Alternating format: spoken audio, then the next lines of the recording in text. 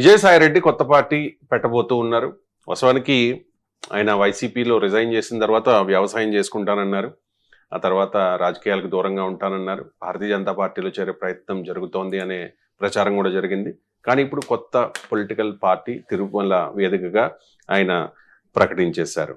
అంటే ఒకానొక దశలో వైఎస్ఆర్ కాంగ్రెస్ పార్టీలో నెంబర్ 2, వైఎస్ఆర్ కాంగ్రెస్ పార్టీలో చక్రం తిప్పిన వ్యక్తి, జగన్కి చాలా దగ్గర వ్యక్తిగా ఉన్న విజయసాయిరెడ్డి ఆ తర్వాత గ్యాప్ వచ్చింది, రిజైన్ చేశారు, అది ఇది అయిపోయింది.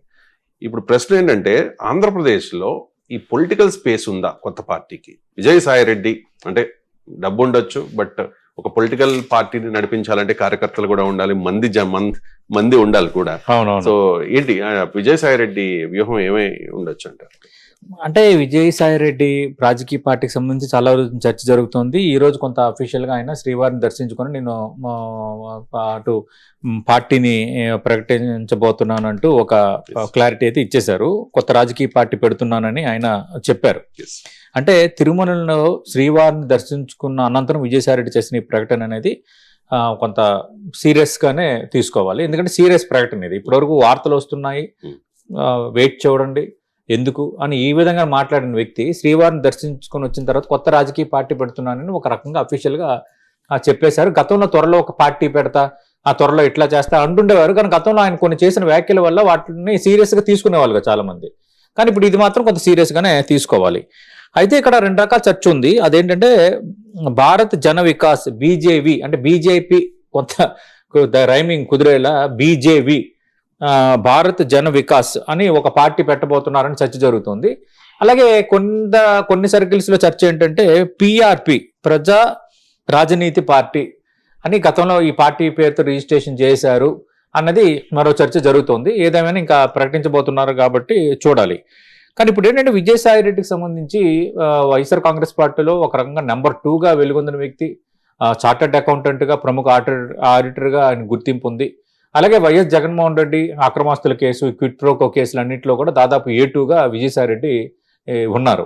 ఒక రకంగా కేసుల అంశం కూడా ఈయన వెంటాడుతోంది.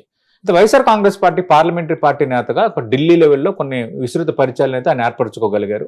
బీజేపీ నేతలతో, మిగతా పార్టీల అగ్రనేతలతో సత్సంబంధాలు అయితే విజయసాయిరెడ్డికి ఉన్నాయి. కానీ ఆయనైతే ఒక సీరియస్ రాజకీయ పార్టీ పెడుతున్నారనేది వాస్తవం. ఇందాక అన్నట్టుగా 2 పేర్లు ఒక పేరు అనేది కావచ్చు. మూడవది ఆయన కొంత బిగ్ ప్లాన్తో వస్తున్నారు. కేవలం ఒక రాజకీయ పార్టీ అనే కాకుండా అప్పుడు సాక్షిని ఏ ఉద్దేశంతో రాజశేఖర్ రెడ్డి అప్పుడు ఒక పెట్టారు, సాక్షి అనే ఒక దినపత్రికని, ఒక టీవీని ఎక్కడైతే ఫ్లోట్ చేశారో అది ఖచ్చితంగా రాజకీయంగా అప్పుడు రాజశేఖర రెడ్డికి ఎలా ఉపయోగపడింది అనే దానికంటే వైఎస్ జగన్మోహన్ రెడ్డికి బాగా ఉపయోగపడింది వైఎస్ఆర్ కాంగ్రెస్ పార్టీకి. ఇప్పుడు వాళ్ళకి ఒక ఆయుధం, వాళ్ళ వాయిస్ బలంగా చెప్పుకోవడానికి. అలాగే ఖచ్చితంగా ఒక రాజకీయ పార్టీ పెడుతున్నప్పుడు మీడియా అండ కూడా మనకు ఉండాలని ఉద్దేశించి ఇప్పుడు విజయసాయిరెడ్డి ఏం చేస్తున్నారు, మీడియా కూడా రాబోతున్నారు. త్వరలో ఆయన దీపావళికి ఒక డిజిటల్ ఛానల్ లాంచ్ చేయబోతున్నారు కొంచెం హై లెవెల్లో. ఆ తర్వాత ఇప్పటికే దానికి సంబంధించి కొంత స్పేస్ అవన్నీ కూడా తీసుకున్నారనే ప్రచారం ఉంది. వచ్చే సంవత్సరం దీపావళికి శాటిలైట్ కూడా ఆయన రాబోతున్నారు. అంటే ఒక రాజకీయ పార్టీ, ఒక మీడియా పెట్టుకోవడం అంటే ఒక సీరియస్ పాలిటిక్స్ చేయాలనే ఉద్దేశంలోనే ఆయన ఉన్నారు. కానీ అంత వ్యాక్యూమ్ ఇప్పుడు ఆంధ్రప్రదేశ్ రాజకీయాల్లో ఉందా, విజయసాయిరెడ్డిని యాక్సెప్ట్ చేసే పరిస్థితి ఉందన్నది కీలకమైన ప్రశ్న మీరు అడిగింది. ఎందుకంటే ఆయనకు ఆర్థిక వనరులు ఉండొచ్చు, కానీ ఆర్థిక వనరులు వేరు, ప్రజా వనరులు వేరు. పబ్లిక్ తీసుకోవటంలోనే రాజకీయం అనేది వేరుంటుంది. నిజంగా మొత్తం డబ్బులే అన్ని మాట్లాడతాయని అనుకుంటే ఎప్పుడో అంబానీ బ్రదర్స్ ఒక ప్రధాని, ఒక రాష్ట్రపతి అయిపోయేవాళ్ళు. కానీ ఇక్కడ అది కాదు కదా. రాజకీయాల్లో చాలా ఫినామినాస్ ఉంటాయి. ఇప్పుడు ఆంధ్రప్రదేశ్ పాలిటిక్స్ మనం చూసుకుంటే క్లియర్ కట్గా తెలుగుదేశం పార్టీ ఒక బలమైన రాజకీయ పార్టీగా, బలమైన క్యాడర్ ఉన్న పార్టీగా ఉంది. బట్ వేరాజ్ మీరు గతంలో ఎక్కడైతే వచ్చేసారో ఆ వైఎస్ఆర్ కాంగ్రెస్ పార్టీ కూడా అంత స్ట్రాంగ్గా ఉంది. 11 సీట్లు రావచ్చు, కానీ 40% ఓట్ బ్యాంక్ సాధించిన పార్టీగా ఉంది. అలాగే భారతీయ జనతా పార్టీ కూటమిలో ఉండొచ్చు, కానీ వాళ్ళకు కూడా ఉండాల్సిన పాకెట్ వాళ్ళకు ఉంది. అంతకు మించి జనసేన పార్టీ అనేది అక్కడ కీలకమైన పొలిటికల్ శక్తిగా ఎదిగింది, ఇప్పుడు 3వ శక్తిగా. ఎందుకంటే గతంలో ఉమ్మడి ఆంధ్రప్రదేశ్లో కాంగ్రెస్ వర్సెస్ టీడీపీ ఉండేది. 2009 ఎన్నికల్లో ప్రజారాజ్యం వచ్చింది, కొంత ఇంపాక్ట్ చూపించింది. తర్వాత ప్రజారాజ్యం చిరంజీవి దాన్ని విలీనం చేసేశారు. తర్వాత ఈ 2 పార్టీల వ్యవహారం అనుకున్నాం. రాష్ట్ర విభజన జరిగిన టైంకి ఏమైంది, వైఎస్ఆర్ లెగసీతో వచ్చిన YSR Congress party versus TDP అన్నట్టుగా రాజకీయం మారిపోయింది. మళ్ళీ ఆంధ్రప్రదేశ్లో 2 పార్టీల రాజకీయం అనుకుంటున్న క్రమంలో జనసేన ఫ్లోట్ అవటము, జనసేన మొన్న 2024 ఎన్నికల్లో అత్యంత కీలకంగా వ్యవహరించడం, 100% స్ట్రైక్ రేట్తో ఓటింగ్ రావటం, వీటన్నిటి పరిస్థితులు మనం చూసుకునేటప్పుడు జనసేన కూడా దానికంటే ఒక పాకెట్ సాధించుకుంది పొలిటికల్గా. అంటే ఒక రకంగా మూడో శక్తిగా అక్కడ కొంత ఎమర్జ్ అయింది. ఇక భారతీయ జనతా పార్టీ అంటే ఇండివిజువల్గా ఎమర్జ్ అయ్యే వాతావరణం ఉండడం లేదు. ఇప్పుడు కూడా ఈ కూటమిలో భాగంగా కొన్ని సీట్లు రావడం, కొంత మూవ్మెంట్ అవ్వటం అనేది ఆ పార్టీ జరుగుతుంది. అందుకే ఇప్పుడు విజయసాయి రెడ్డి వస్తే విజయసాయి రెడ్డి ఏం అడ్రస్ చేస్తారు, వీళ్ళకి భిన్నంగా ఏం అడ్రస్ చేస్తారు? మీరు అడ్రస్ చేసినంత మాత్రాన, ర్యాలీలు తీసినంత మాత్రాన, యాత్రలు చేసినంత మాత్రాన రేపు పొద్దున్న బులోమని మొత్తం ప్రజలంతా వచ్చి ఓట్లేసే వాతావరణం ఉందా లేదా అన్నది ఇప్పుడు మనం చూడాలి. ఎందుకంటే ఆంధ్రప్రదేశ్ రాజకీయాలు వేరు, ఆంధ్రప్రదేశ్ ఓటర్ మైండ్ సెట్స్ మారిపోయాయి. ఎందుకంటే కాక్రోచ్ జనతా పార్టీ అంటూ ఒక పెద్ద ఉద్యమం తీసుకుంటే ఆంధ్రప్రదేశ్లో యూత్లో కదలకలేదు. ఎందుకంటే అక్కడ యూత్ కూడా ఒక రకంగా డివిజన్ అయిపోయి ఆ రాజకీయ చట్టంలో అట్లా ఇమిడిపోయారు. అందుకు ఇప్పుడు రేపొద్దున మీరు ఏ కాస్త వస్తారు, ఏమని చెప్తారు? రెండోది బీజేపీకి సత్సంబంధాలు ఉన్నాయంటున్నారు. బీజేపీ సత్సంబంధాలు ఉండేటప్పుడు ఆంధ్రప్రదేశ్ రాష్ట్రానికి ప్రత్యేక హోదా, విభజన చట్టం, హామీలు వాటన్నిటిపై గట్టిగా మీరు మాట్లాడతారా? ఒకవేళ మాట్లాడితే ప్రజలు యాక్సెప్ట్ చేసే వాతావరణం ఉందా? లేదంటే పబ్లిక్ ఇష్యూస్ మీద మాట్లాడతారా? అంటే పబ్లిక్ ఇష్యూస్ మీద మాట్లాడితే ఇండైరెక్ట్గా మళ్ళీ వైసీపీకి మీరు మౌత్ పీస్ అయ్యారన్న ఆరోపణ కూడా ఎదుర్కోవాల్సి వస్తుంది కదా. ఇట్లా రకరకాల డైనమిక్స్, రకరకాల ఇష్యూస్, రకరకాల పజిల్స్ అయితే ఉన్నాయి. ఒక రాజకీయ పార్టీగా పెట్టే హక్కు ఆయనకు ఉంది. ఖచ్చితంగా రాజకీయంగా ఆయన రావచ్చు. ఆయన కొంత వ్యూహకర్తగా స్ట్రాటజీస్ కూడా బాగా ప్లే చేస్తాడు ఆయన.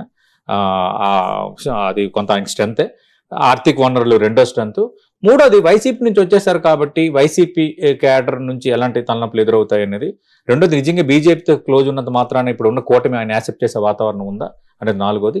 ఐదోది పవన్ కళ్యాణ్ క్లోజ్ ఫ్రెండ్ అని ఆయన అన్నారు. పవన్ నా క్లోజ్ ఫ్రెండ్, పవన్ కళ్యాణ్ పై మాట్లాడలేనని. పవన్ కళ్యాణ్ పై మీరు మాట్లాడలేరు, బీజేపీపై మాట్లాడలేరు. అంటే మళ్ళీ మీరు వైసీపీ మీద మాట్లాడతారా? అప్పుడు వైసీపీ మాట్లాడితే తెలుగుదేశం పార్టీ మౌత్ పీస్ అని మీరు అంటారు, లేదా కూటమి మీద మాట్లాడితే వైసీపీ మౌత్ పీస్ అని అంటారు. ఇవన్నీ కూడా రేపు పొద్దున్న వస్తాయి. అంటే నాకు తెలిసి ఇప్పుడున్న ఆంధ్రప్రదేశ్ పాలిటిక్స్లో స్పెసిఫిక్ వ్యాక్యూమ్ అంటే ఒకరు కావాలి అన్నట్టుగా లేదు. ప్రతి ఒక్కరు కూడా తమిళనాడుని బేస్ చేసుకోవడానికి లేదు. తమిళనాడులో ఖచ్చితంగా ప్రజలు అక్కడ స్పేస్ కోరుకున్నారు. అందుకే 37 ఏళ్ళు ద్రవిడ్ పాలిటిక్స్ సంగీతం పాడుతూ ఆయనకి అవకాశం దక్కింది. నిన్న కూడా చూసాం కదా, అక్కడ మొన్న చేసిన కామెంట్స్, ఆ స్పేస్ ఎందుకు అక్కడ ఉన్న దీనికి అక్కడ ఒక వ్యాక్యూమ్ కుదిరింది కాబట్టి విజయ్ సీఎం అవ్వగలిగారు. కానీ ఇప్పుడు అక్కడ వ్యాక్యూమ్ ఆంధ్రప్రదేశ్ పాలిటిక్స్ లో అయితే లేదు. మరి కొత్తగా వచ్చి ఏం చెప్తారు, ఏం కొత్తదనం చూపిస్తారు, ఏ విధంగా యూత్ని లాక్కోగలుగుతారు, ఏ విధంగా పార్టీని ఎమర్చుతారు, ఏ విధంగా ఫ్లోట్ కాగలుగుతారు అనేది కొంత ఇంట్రెస్టింగే. చూద్దాం. మనం ముందుగానే అనకూడదు కానీ, బట్ రాజకీయంగా ఏమో ఆయన లెక్కలు ఎలా ఉన్నాయో అనేది. ఎందుకంటే లెక్కలు వేయటంలో మంచి వ్యూహకర్తే విజయసాయి రెడ్డి. బట్ ఆ లెక్కలు ఎంతవరకు వర్కౌట్ అవుతాయి అనేది వేచి చూడాలి.